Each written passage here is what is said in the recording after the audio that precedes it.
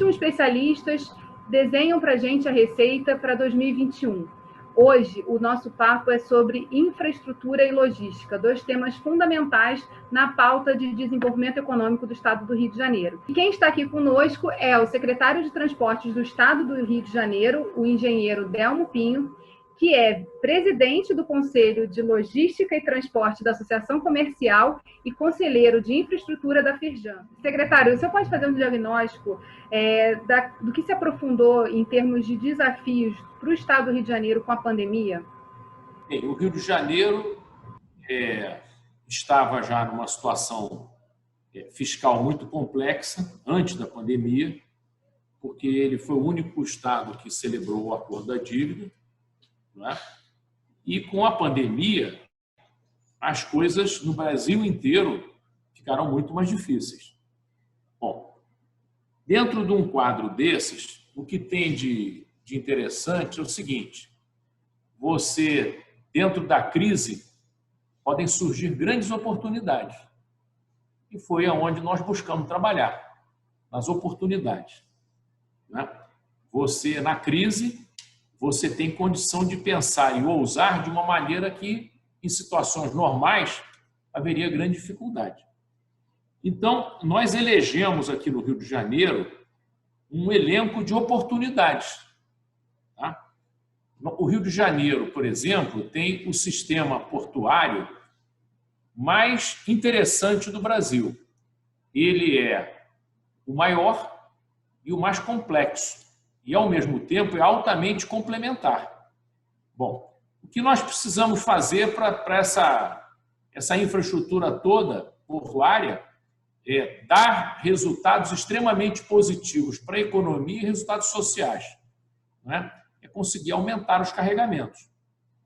Então, uma série de ações foram iniciadas e não só aproveitando o programa de concessões muito grande que o governo federal está promovendo, na parte de rodovias e de ferrovias, principalmente, e isso é um nicho muito importante para o Rio de Janeiro. Então, por exemplo, no ano passado, o governo federal começou a fazer os estudos de modelagem da rodovia Presidente Dutra e da Rio Santos, né? Bom, e nós entramos, então, com muita firmeza nesse assunto. Nós juntamos todo o nosso grupo de logística. Nós temos um conselho aqui no Estado que se mistura muito com ações junto à Associação Comercial e à Firjan e à FEComércio, né? E nós definimos a pauta de prioridades em conjunto. Então, a primeira ação era a Dutra com a Rio Santos, é a maior concessão rodoviária da história do Brasil. Essa é uma oportunidade incrível. Ela só de investimentos diretos, ela vai provocar 15 bilhões de reais. Mais os custos operacionais e outros, isso aí vai a mais de 40 bilhões de reais no final das contas, no período de concessão. Então, nós conseguimos, em parceria com o governo federal, juntando os atores todos, né, nesse cenário, as entidades, os operadores, o governo do Estado, as prefeituras e os parlamentares federais, nós fizemos uma série de propostas fortes que modificaram bastante a proposta original do governo federal para a concessão. O resultado disso foi ótimo, porque grande parte do que nós pleiteávamos foi atendido, a maioria, para dizer a verdade, e ficou uma coisa de consenso, né, nessa, a maior concessão rodoviária da história do Brasil. É muita coisa, né? E agora a União mandou para o Tribunal de Contas da União para avaliar, para no ano que vem ter a licitação. Nós prosseguimos nisso no conjunto da nova CRT, que é o segundo bloco de rodovias, pega o arco metropolitano inteiro, pega a antiga CRT, pega o trecho inicial da Dutra, pega a antiga Rio-São Paulo e pega um trecho grande da Rio-Bahia até Governador Valadares, e nós estamos trabalhando em conjunto com a União nesse assunto também. E o próximo bloco será o bloco da Rio Petrópolis com a BR-485, que nós temos uma série de sugestões. Ninguém pode conhecer o estado do Rio melhor do que nós que moramos e vivemos aqui. Então, isso é de grande utilidade para a União, né? Na questão das rodovias estaduais, nós lançamos alguns pacotes.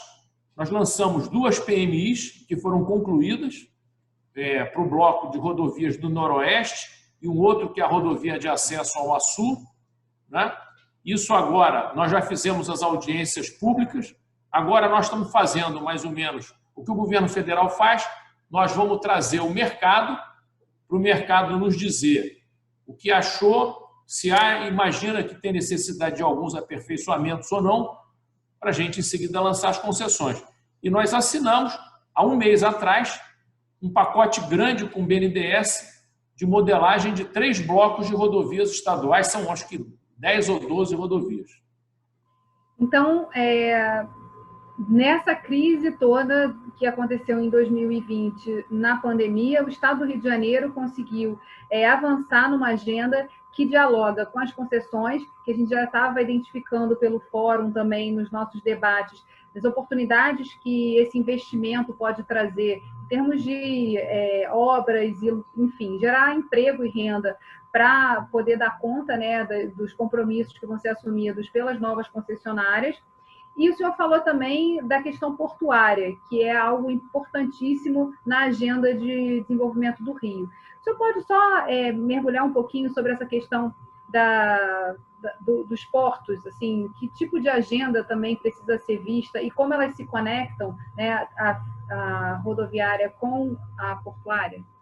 Bem, o mercado de trabalho do Rio de Janeiro, o Interlândia do Rio de Janeiro na carga, ele não vamos dizer assim, tão distante, tão longe daqui do centro da capital. Ele vai, num primeiro momento, um pouco além da região de Belo Horizonte e ele vai um pouco além da região metropolitana de São Paulo. Esses são os nossos 2 principais alvos iniciais, né? Então, para isso, para os portos terem essas cargas de importação e exportação para esses mercados, as rodovias precisam estar num patamar muito bom de operação e com custo de pedágio mais barato. A mesma coisa nas ferrovias. E é justamente nesses 2 campos que nós temos trabalhado muito. Por quê? Essas agendas não dependem de recursos financeiros do governo do Estado. Ou seja, vai permitir que nós usemos o que nós temos de melhor, que é a nossa inteligência, né? Trabalhando e mostrando que nós temos produtos para melhorar essas propostas. Mas é uma questão também que precisa muita articulação, que o senhor falou também que foi uma orientação desse ano, né? Quer dizer, conversar com todos os atores, chamá-los a participar de todo esse processo de diálogo e de puxar também para o Rio de Janeiro a atenção sobre o que precisa ser feito aqui no nosso território. Então, eu queria que o senhor falasse um pouquinho disso. Na sua visão, a pandemia também ajudou a criar momentos e movimentos de união entre esses atores? A pandemia nos forçou, né? Tem algumas vezes que você tem dificuldade em tomar certas atitudes mais ousadas. Pensa bem, um Estado chegar para a União e falar, olha só, temos que melhorar essa proposta de concessão de vocês nisso, nisso e nisso, por causa disso. Tem que ser um pouco ousado, né? E tem que ter habilidade para o diálogo. Nós estamos tendo isso, felizmente. Na questão dos portos, eu gostaria de complementar uma ação que, além da questão de infraestrutura, nós temos avançado em algumas obras nos portos, mas os nossos terminais de contêineres, por exemplo, eles são muito bem equipados e têm produtividades semelhantes aos melhores portos europeus ou americanos. O que nos falta é conquistar mais cargas para a produtividade poder melhorar e o custo e a empregabilidade, né, serem mais adequados. E nessa agenda nós contamos em grande cooperação com a Secretaria de Fazenda. Por quê? As alíquotas de importação do Rio de Janeiro, ainda são muito altas, não é? E o Estado do Rio ele tem limites muito estreitos no que ele pode trabalhar, né? Por quê? Toda vez que você baixa uma alíquota, em tese, você perde a arrecadação. Então, você tem que mostrar para o Conselho de Supervisão, que tem participação federal, que o que você está perdendo vamos dizer, na alíquota, você consegue recuperar numa escala de operação. Ou você tem que cortar essa despesa equivalente num outro canto. Cortar despesa no Rio de Janeiro é muito difícil hoje em dia. Como foi dito recentemente aí pela especialista da Alerj, o nosso problema não é de despesa, é de receita, né? Então, nós temos que correr atrás de receita. Esses ajustes, então, das alíquotas, a Secretaria de Fazenda já começou, fez uma propositura muito interessante para a questão da operação das tradings, aqui no estado do Rio, de uma maneira que elas ficam muito competitivas, né? Porque nós temos no Brasil uma coisa que é muito artificial ainda, que é a questão das alíquotas dos ICMs estaduais para as importações, né? Determinados produtos que vão para determinadas regiões do país que são importados com alíquotas quase que irrelevantes, né? E você viabiliza a produção eventualmente, de produtos industriais em locais onde o consumo não vai se dar ali, vai se dar a 1.000 quilômetros de distância. Mas nós temos trabalhado nessa agenda e temos obtido algumas vitórias. Em relação ao encadeamento produtivo, como é que essa temática entra para a gente poder potencializar essa plataforma logística já identificada no Plano Estratégico de Logística de Cargas 2045, que identificou que o Rio de Janeiro ele tem uma plataforma em que aeroportuário, portuário, rodoviário, ferroviário ajudam a impulsionar e tem conexões muito importantes com outros estados. O senhor falou aí que é uma questão, na verdade, de você ter volume, né? Começar a colocar volume para rodar em todos esses polos, né? De logística, mas como é que a gente pode também somar a esses desafios e a esses potenciais de recuperação a questão do encadeamento produtivo? O encadeamento produtivo é uma coisa que nós lançamos recentemente, né? Tem pouco mais de um mês. Na verdade, o Rio de Janeiro é o primeiro estado que está fazendo isso na escala da logística. Então, como exemplo, nós vamos ter um grande programa de concessões aqui no Rio de Janeiro, de concessões de rodovias federais e estaduais, né? O volume é gigantesco. Então, nós temos que induzir e incentivar esses concessionários a adquirirem produtos feitos no Rio de Janeiro, ou seja, feitos fisicamente ou, pelo menos, operacionalizados no Rio de Janeiro. Esse programa, como é muito grande, ele dá margem. Vou dar um exemplo assim, de uma coisa bem, bem simples. O volume de rodovias que vai ter concessionários estaduais e federais, ele é muito grande. Isso vai, por exemplo, implicar num grande consumo de tinta para sinalização horizontal e vertical, né? Bem, será que nós não conseguimos criar um programa que incentive esse concessionário a utilizar a tinta produzida no Rio de Janeiro? Né? O volume vai ser bem expressivo. A base inicial vai estar aqui. A mesma coisa, vai ter a questão da sinalização. Vão ser muitas placas de sinalização nas rodovias, dezenas de milhares. Como é que é uma placa de sinalização normalmente? Ela é uma placa metálica, por exemplo, ou de algum outro material que substitua o metal, com um postezinho de madeira. Será que nós não podemos induzir que esses postezinhos de madeira sejam produzidos nas serrarias no Rio de Janeiro? Podemos. Será que nós não podemos induzir que vai ter um consumo bastante grande de poste de madeira, esse de sinalização, e que isso incentive os proprietários rurais a plantarem o eucalipto que é usado, né, nesses postezinhos? Então, a gente começa na base da serraria, chega no plantador da madeira, e isso vai criando um ciclo, né? Então, nós temos que ter capacidade de indução para mostrar benefícios e vantagens para o nosso concessionário. E foi uma questão muito importante aí surgida também na pandemia de olhar os mercados locais. O Rio de Janeiro tem potencial para atender, né, as demandas internas, inclusive de inteligência, já que há uma concentração também de grandes universidades, centros de pesquisa de referência aqui no estado do Rio de Janeiro, e pode trabalhar a partir de uma política voltada a esse desenvolvimento local, novas ações, principalmente nessa questão da logística. O senhor ressaltou aqui o pioneirismo nesse olhar de fazer o encadeamento produtivo na logística do estado do Rio de Janeiro, que acho que é uma boa notícia também para a gente compartilhar. Agora, pensando sobre a perspectiva de 2021, né, a gente tem aí a renovação do quadro de prefeitos, câmaras de vereadores. Qual o papel, né, do Estado em relação à indução e à orientação também e a coordenação dos municípios para que eles atuem ajudando a fortalecer essa temática da logística e da infraestrutura? Olha, nós vamos prosseguir fazendo um trabalho semelhante ao que nós estávamos fazendo já no ano passado e nesse ano. Esse ano, nós deixamos de fazer as reuniões presenciais, mas começamos com reuniões por videoconferência, muitas. Então, eu acho que até vai melhorar, porque nós vamos poder fazer um mix. Nós vamos poder fazer muito mais reuniões, né, do que nós fazíamos antes e selecionar as reuniões para presença, as reuniões presenciais.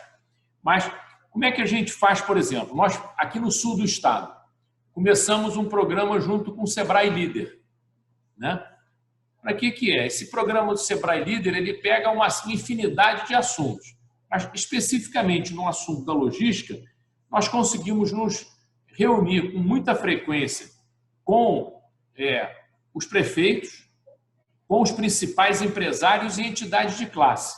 Para quê? Para discutir o que era o melhor na nossa logística por região, né? Então, isso ficou muito bom, fez até um sucesso muito diferenciado e, de repente, nós fomos chamados para, junto com o Sebrae Líder do Sul, ajudar a estruturar um Sebrae Líder para a região de Macaé e do entorno. Já saiu do sul do estado para a região de Macaé, né? E nós definimos ali uma pauta de prioridades. A mesma coisa. Então, o que é importante é o seguinte, o mais importante não é saber quem tem a ideia. É saber o seguinte, qual é a ideia mais inteligente e mais adequada para aquilo. E aí, todos que participam dessas reuniões se sentirem, de fato, pais dessas ideias. Porque aí, em todas as reuniões, em todas as decisões, esses pontos vão ser lembrados.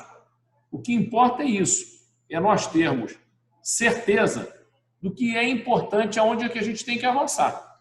Eu acho que o Rio de Janeiro, nesse ponto, está indo bem, não é? É uma experiência nova, é bastante trabalhosa, não é?